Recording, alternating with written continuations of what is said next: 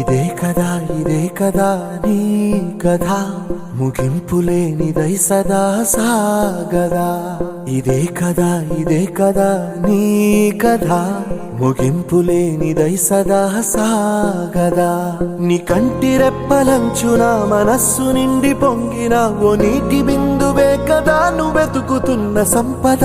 ఒక్కొక్క జ్ఞాపకానికి 100 ఏళ్ల ఆయువుందిగా, ఇంకెన్ని ముందు వేచనో అవన్నీ వెతుకుతూ పదా.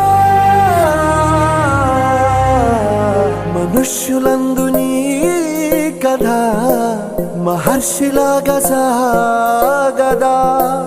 మనుష్యులందు నీ కథ మహర్షిలాగా సాగదా.